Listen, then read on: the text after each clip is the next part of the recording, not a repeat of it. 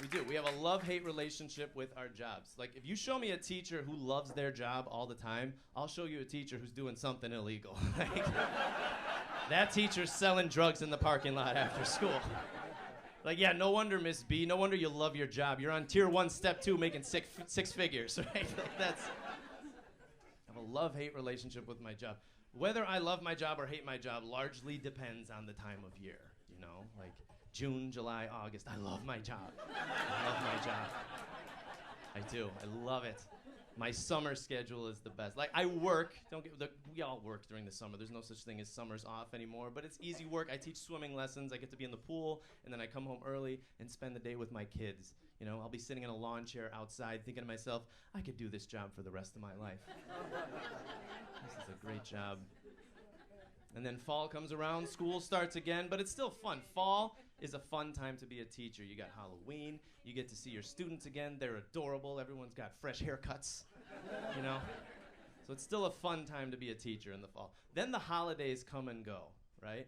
January, February, that's when I start thinking to myself, how long do I have to do this job, really? I start crunching the numbers in my head. I'm like, let's see, if I retire right away, my pension will be $30 a week. I could make that work, I think.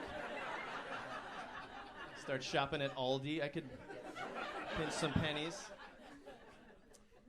And then spring comes, 4th quarter of the school year, and that's when I'm like, I want cancer. I could really go for some cancer right now. Not a lot, just enough. Just enough to take the rest of the year off.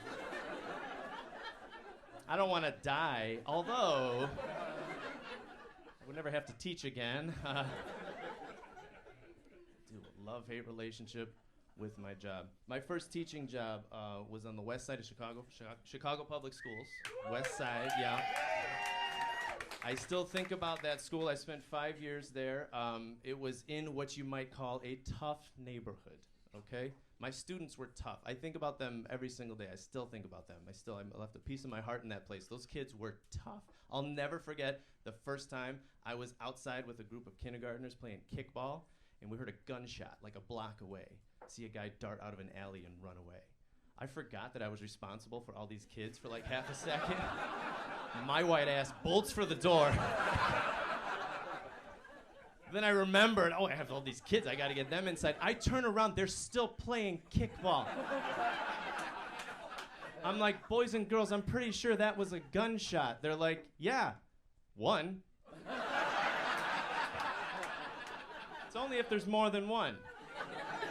And even then, you have to count the seconds between gunshots. I'm like, that's thunderstorms.